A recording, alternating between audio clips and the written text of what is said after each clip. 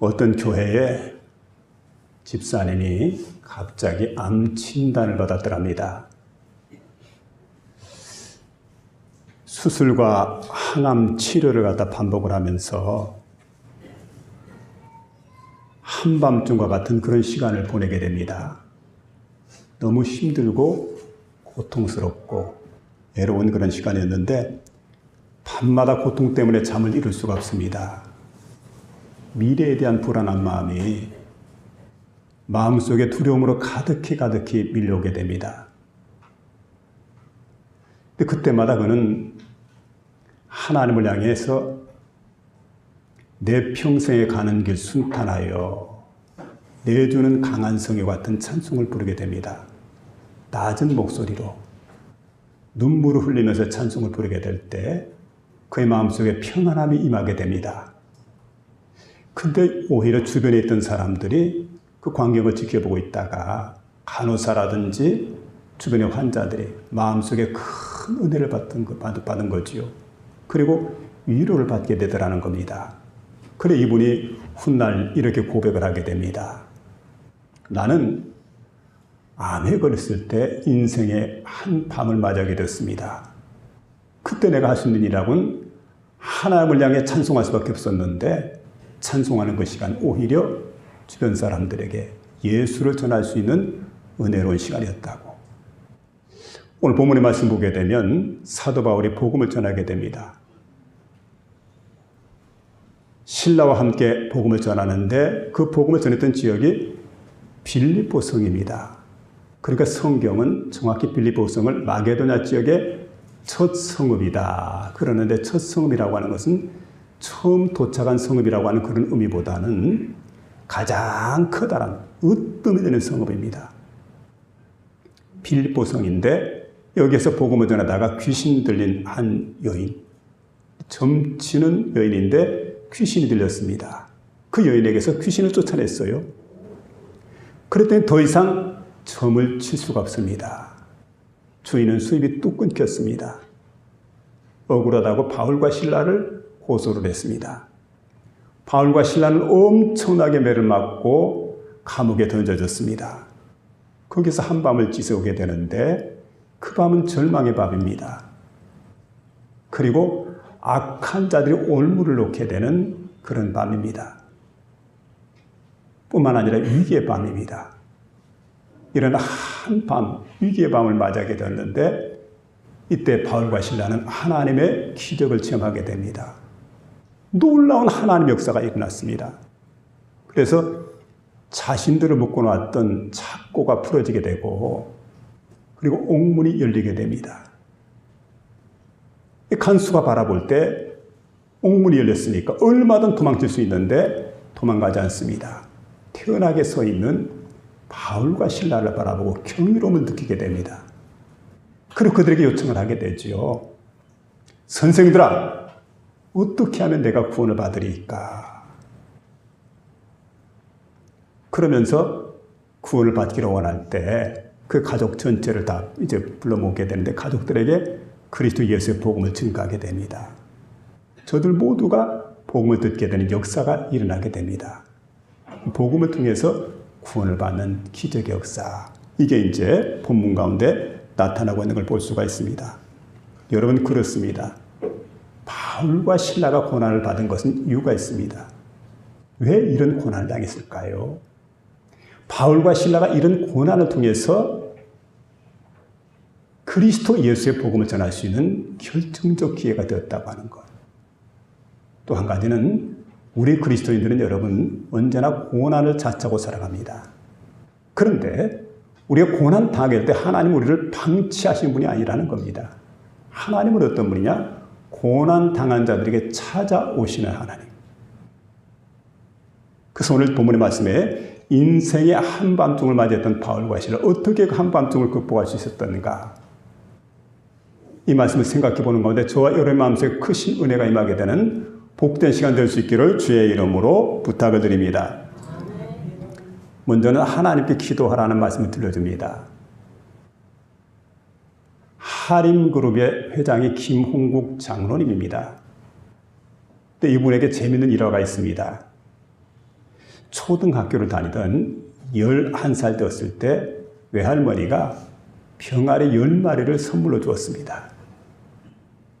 잘 병아리 길렀는데 18살이 되던 해에 닭이 5,000마리로 늘어납니다. 돼지가 700마리가 되었습니다.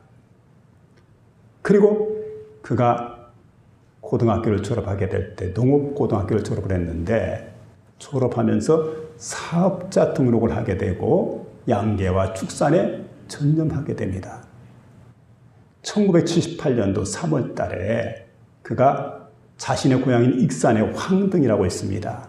그게 황등 농장을 설립을 하게 됩니다. 이게 그 유명한 하림의 모체가 되는 겁니다. 21살 때 축산 파동이 와서 하던 사업이 쫄딱 망했습니다. 근데 97년도에 다시 일어서서 이제 재기를 했는데 97년도에 IMF, 국제 금융의 그 위기가 찾아오게 될 때 거의 부도 직전까지 갑니다. 그리고 2003년이 됐을 때 여러분 아실 겁니다. 하림 공장에 불이 났습니다.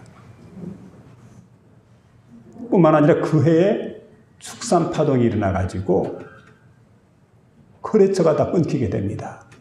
그러니까 적자 경영을 하게 됩니다. 여러분, 사람이 고통을 당하고 환난을 당하게 될 때, 시련을 겪게 될 때 그때 어떤 마음이 오냐면 마음속에 원망하는 마음이 생깁니다. 그런데 이 김홍국 장로님은 원망하는 것보다 하나님께 기도하기로 마음속으로 결정을 합니다. 하나님께 내가 기도해야 되겠구나. 하나님을 내가 철두철미하게 믿고 하나님을 의지해야 되겠구나. 그리고 하나님께 기도하면서 나가는 거예요.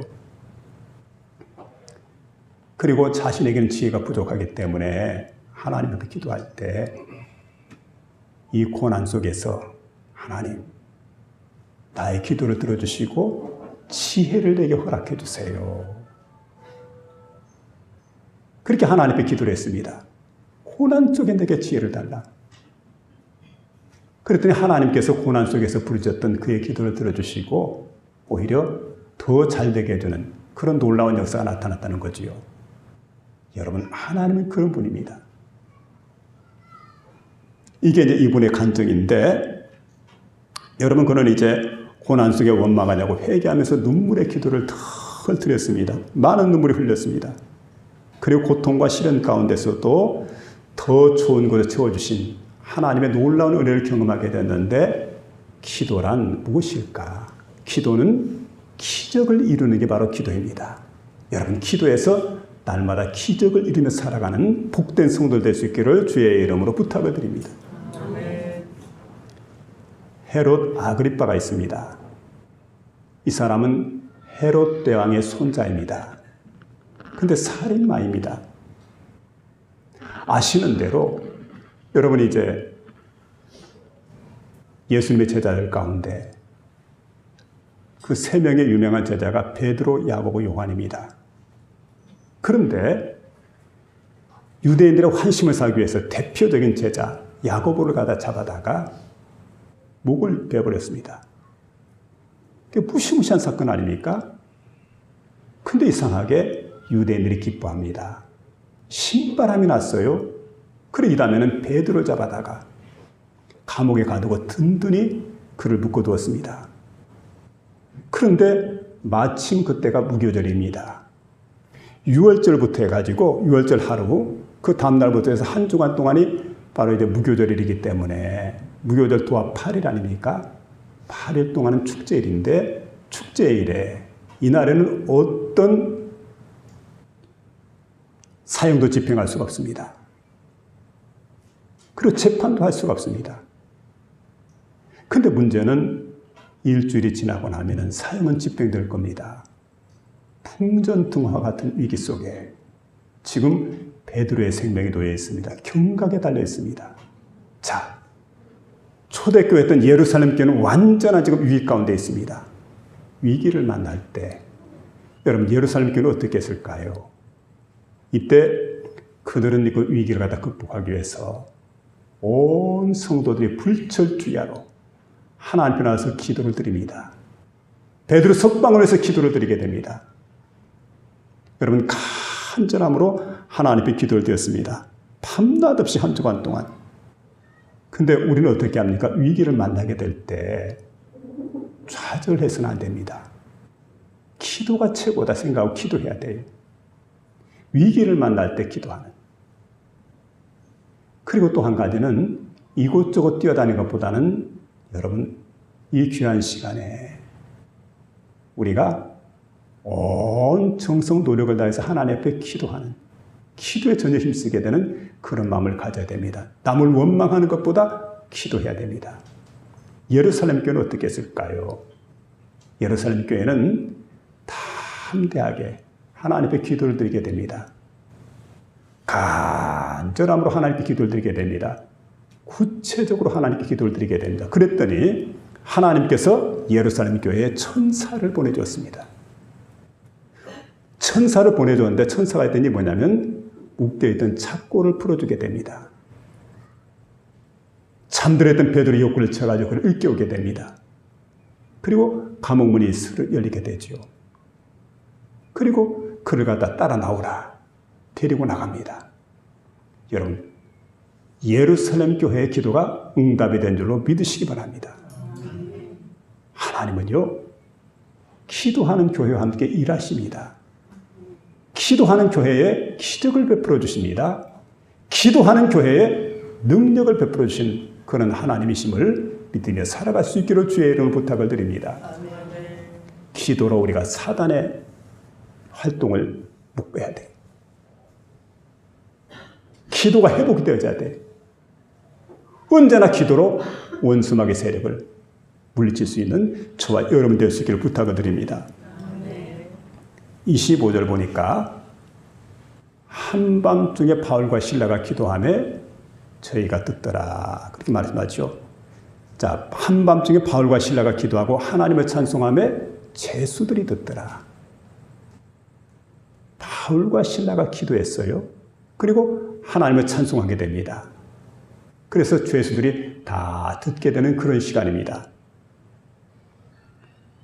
자, 바울과 실라가 고난을 당했을 때 하나님을 원망하기보다는 하나님께 기도를 드립니다.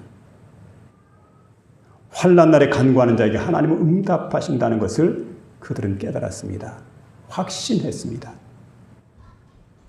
환난 날에 간구하는 자에게 응답하신 하나님을 확신하면서 믿음으로 기도하고 나가게 됩니다.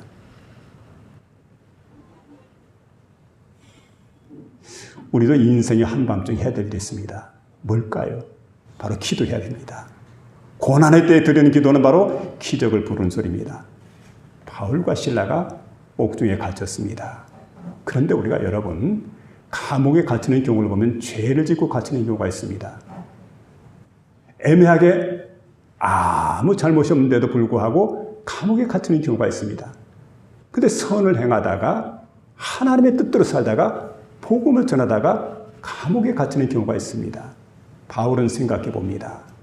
죄 짓고 감옥에 가는 사람도 있는데 내가 지난날 예수 믿는 사람을 갖다 잡아다 감옥에 가던 일을 했고 또 박해한 일을 했는데 그때 내가 죽었더라면 다메섹에 믿음의 사람들을 박해하기 위해서 갔는데 표랑받아 죽었더라면 내 인생 그대로 끝났을 터인데 내 생명 연장시켜주고 하나님 복음 전하게 해주시고 놀랍게도 지금 이 시간 하나님 복음 전하다가 내가 감옥에 들어가게 되었는데 감지독지한 일이다.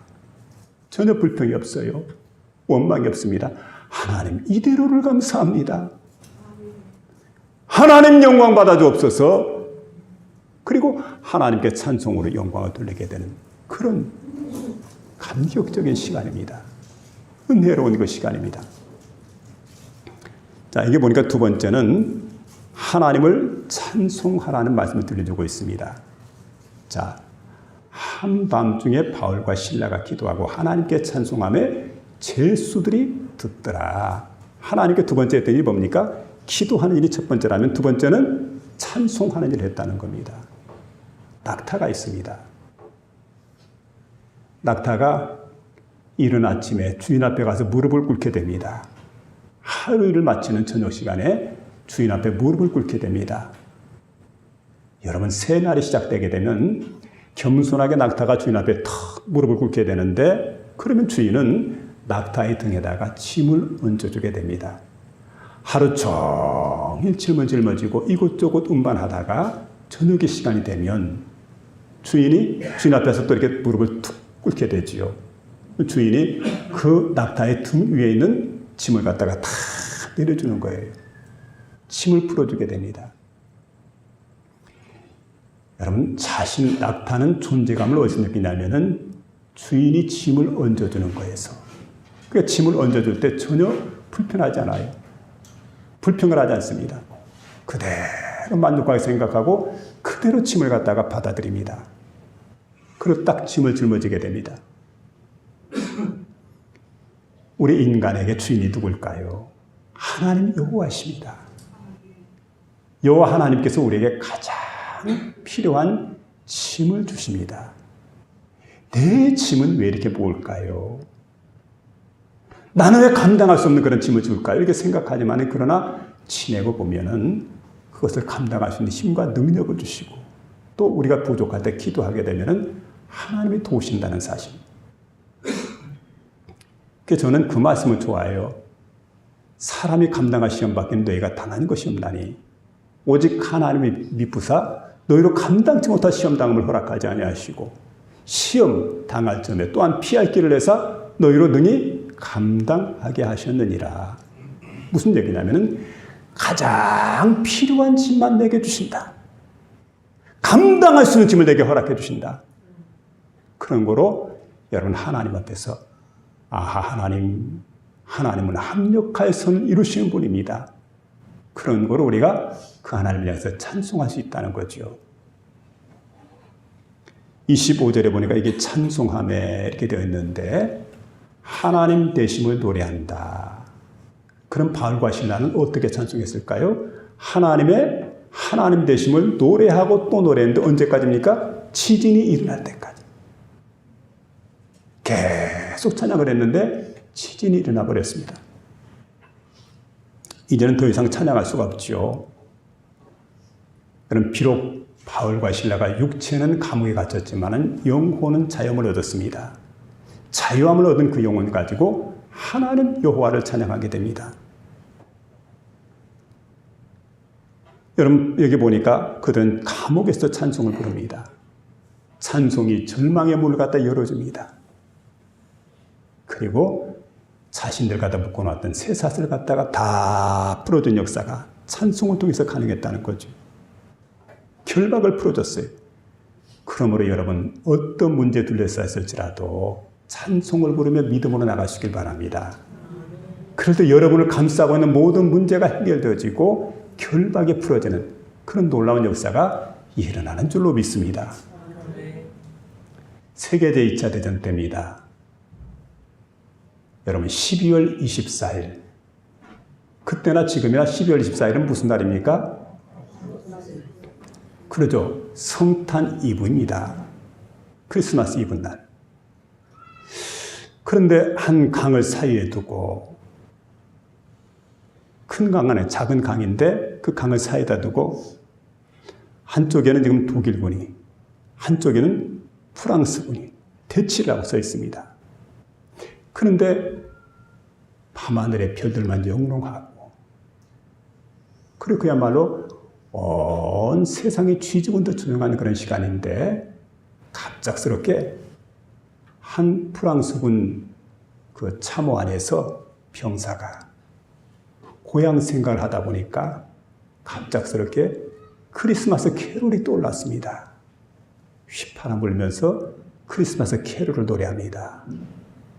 그런데 그 시간에 이 노래가, 멜로디가 상대편에 있어 근무를 쏘고 있던 독일군 병사의 귀에 들려오게 됩니다.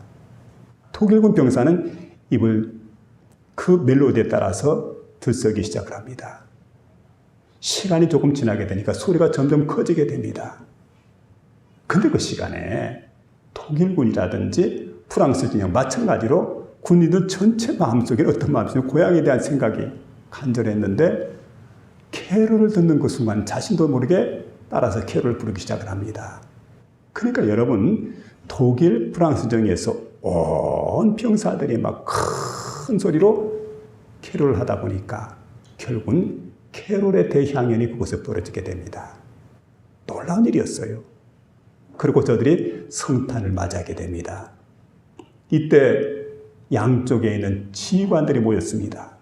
프랑스 진영과 독일 진영 지휘관들이 모여서 우리 3시간 동안 휴전하고 하나님께 예배드립시다. 아군도 적군도 없어요. 모두가 하나가 됩니다. 그리고는 감격적인 예배를 하나님께 드리게 됩니다. 이게 실화이거든. 예배를 다 드리고 축제를 벌이고 그리고 서로 헤어집니다. 서로를 축복하면서 헤어지게 됩니다. 생각해보면 여러분, 찬양이라는 게 그래요. 전쟁을 멈추게 하는 게 뭐냐? 바로 찬송이라는 거지요. 지금 지구촌 곳곳에 전쟁이 지금 일어나고 있는데 전쟁이 좀 멎었으면 좋겠어요. 우리 그리스도인들이 할 일이 있습니다. 하나님께 찬송하는 일이에요. 하나님께 찬송으로 영광을 돌리면서 이 지구촌에 있는 모든 전쟁들이 종식이 되어지고 평화가 임하게 되는 그런 역사가 오늘 본문에 보니까 바로 여러분 하나님을 찬양할 때 이런 역사가 가능했던 걸 우리에게 보여주고 있습니다.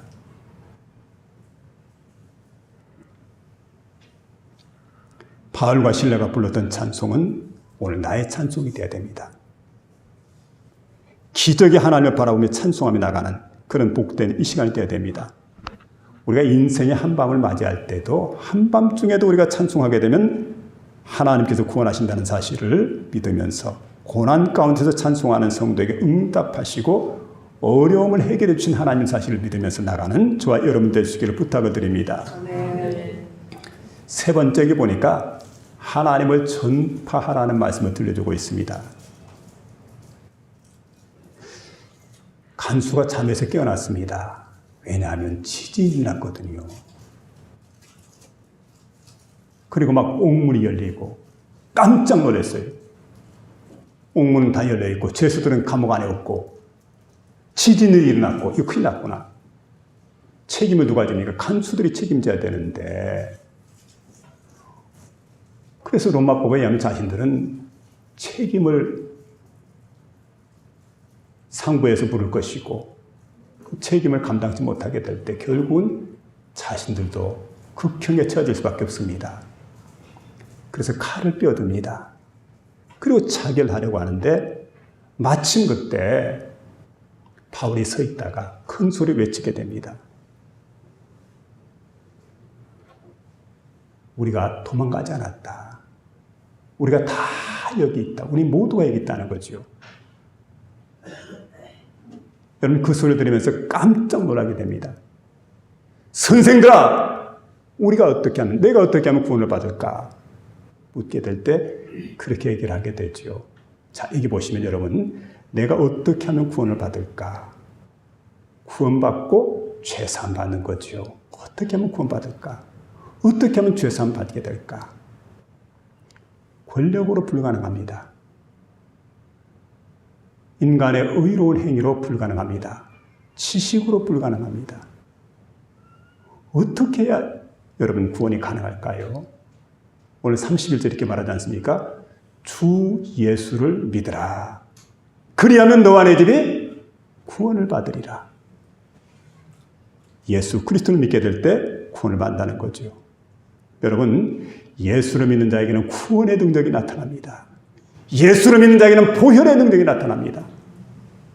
예수를 믿는 자에게는 죄사함의 능력이 나타난 사실을 믿으며 나가는 저와 여러분 되시길 바랍니다. 빌립보 감옥을 지켰던 간수와 그의 가정, 바울이 전한 예수를 믿고 구원을 받게 됩니다. 두려움에서 해방되었습니다. 기쁨이 가득했습니다. 예수 그리스도를 믿기만 하면 구원받는 위력이 있습니다. 절망 가운데서 구원받는 믿음의 힘이 생깁니다. 근심 걱정에서 구원받는 것 바로 믿음의 힘입니다. 죄와 사망과 사탄의 결박에서 심판에서 해방받는 것 바로 믿음의 힘입니다. 예수를 믿어야 됩니다. 주 예수를 믿음으로 구원받아서 기쁨을 가지는 가정을 보면서 믿음의 위대한 힘을 그들은 체험하게 됩니다. 그래서 여러분, 믿음의 위대한 힘을 날마다 믿음의 길을 체험하며 살아가는 저와 여러분 되시기를 부탁을 드립니다. 네. 서울의 어떤 목사님이 택시를 타서 복음을 전하려고 자신의 신분을 밝혔습니다. 제가 어느 교회 목사입니다. 그리고 명함을 내밀었더니 기사가 이런 얘기를 합니다. 나는 바리새파 장로요. 장로인지 아닌지 모르겠습니다. 그러면서 교회를 비판하고 비난하기 시작합니다. 가만히 얘기를 들어보니까 교회는 좀 다닌 것 같은데 문제는 뭐냐면 이야기하는데 쭉 들어보니까 이 사람은 성령을 체험한 사람이 아닙니다. 교회는 나갔는데 은혜를 받지 못했어요. 그러다 보니까 시험에 들어가지고 마귀의 종이 되어버린 겁니다. 말할 때마다 불평과 부정으로 가득히 채워져 있는 이런 사람. 여러분, 그런 사람 되지 마시기를 주의 이름으로 부탁을 드립니다. 네. 교회에 오면 은혜를 받아야 돼요. 성령의 체험을 해야 돼요. 불평, 불만이 아닙니다. 기쁨과 감사가 가득한 그런 삶을 살아요. 말할 때마다, 생각할 때마다 그 마음을 하나님 나라를 이루고 살아가야 돼요. 마귀의 종이 절대로 되어서는 안 돼요. 그 도저히 복음을 전할 수 없어가지고 안 되겠구나 생각을 하고는 이제 택시에 내리게 되었는데 한 3주간 정도 지났는데 어떤 날 한 여신도가 딸아이를 데리고 왔더래요. 그리고 기도해달라고. 기도해 주기 전에 여러분 무작정 기도하면 안 되잖아요. 사정을 한번 들어보려고 이야기를 해보니까 이런 얘기를 합니다. 이 딸아이가 집안에 있을 때는 괜찮은데 밖에만 나가려고 그러면 이상하게 속옷을 다 벗어버리고 겉옷만 걸치고 나간다. 이거 보통 심각한 문제가 아니, 얘기를 들어보니까. 그래서 목사님이 이런 얘기입니다. 이게 여신도님 혼자만 가지고 안 되겠다. 남편 되시면 애 아빠도 한번 모시고 오라고. 다음날 애 아빠를 모시고 서재에 떡 들어왔는데 보니까 3주 전 그 택시기사예요. 당황해가지고 어쩔 줄 몰라 합니다. 그걸 어떡합니까? 하나님 복음을 제대로 전했어요. 그리고 복음에 순종하라고. 눈물로 회개를 하게 됩니다. 딸아이를 위해서 그 아버지가 간절함으로 기도해 주게 됩니다. 근데 놀랍게도 기적이 일어났어요. 딸아이가 몹쓸 병에서 고침받게 되었어요. 이 가족이 새롭게 회복이 되었습니다. 생각해 보니까 왜 이 딸아이가 이랬을까? 그 아버지 마음속에 교회는 나갔는데 그렇지 않습니까? 은혜가 없어요. 성령을 체험하지 못했어요. 시험에 빠졌어요. 사탄의 종이 되어버렸습니다. 날마다 말하는 것마다 부정과 불평으로 가득합니다. 이러니까 마귀의 종이 될 수밖에, 마귀의 역사가 일어날 수밖에요. 가정의 자녀들이 잘 될 수가 없었다는 거죠. 그래서 우리가 다시 한번 생각해 보셔야 됩니다. 여러분, 이 가정의 믿음이 회복되고 나니까 하나님 앞으로 돌아오게 되니까 딸아이가 고침받는 놀라운 역사가 일어났다는 사실이죠. 우리는 마찬가지입니다. 여러분, 언제나 우리가 새롭게 되어지고 회개하게 되고 그리고 부정적인 말, 불신앙적인 말, 이거 다 마귀의 종이 되었기 때문에 그래요. 사탄의 종이 되었기 때문에 이런 일들이 납니다. 여러분, 대나무를 보면 대나무가 쭉 성장하다가 성장을 멈추게 될 때가 있어요. 그리고 또 다시 성장을 합니다. 어떤 원리인가 하고 보니까 대나무가 쭉 성장하다가 환난과 고통이 임하게 될 때, 어려움을 겪게 될 때는 성장을 멈춘답니다. 그리고 그 시간에는 마디 부분을 이렇게 이제 성장을 멈추고 마디 부분을 감싸는 그런 역할을 한다는 거예요. 그래서 대나무를 보면은 마디가 깨끗하지 못하지요. 울퉁불퉁하고 보기가 흉할지 몰라도 여러분, 마디가 강해졌기 때문에 대나무가 곧게 자라고 쉽게 대나무가 넘어지지 않는다는 거예요. 그 원리는 바로 마디 때문이라는 거예요. 환난과 고통이 우리에게 밀려와요. 어려움이 우리에게 밀려와요. 그때 우리가 할 일이 뭡니까? 여러분, 마디를 굳게 하는 거예요. 마디를 굳세게 만드는 겁니다. 성장을 잠깐 멈추고 찬송과 기도를 하면서 하나님께 나가는 거죠. 그럴 때 우리 인생이 다시금 고다지는 그런 역사가 나타나는 겁니다. 신앙이 잘 자라게 되는 그런 역사가 나타납니다. 오늘 본문의 말씀에 세 가지를 말씀해 줍니다. 우리 예수 믿는 사람들은 환난과 고통을 당할 때 그때 하나님께 엎드려 기도하는 사람. 그리고 많은 시련 가운데서도 합력하여 선할 역사를 하나님께서는 반드시 이루어질 것이기 때문에 우리는 찬송하며 나가는 겁니다. 그리고 고난 가운데 있지만, 이 고통 속에 있지만, 시련 가운데 있지만 난 넘어지지 않아요. 난 반드시 일어나가지고 그리스도 예수의 복음을 전하는 능력 있는 사람이 되는 겁니다.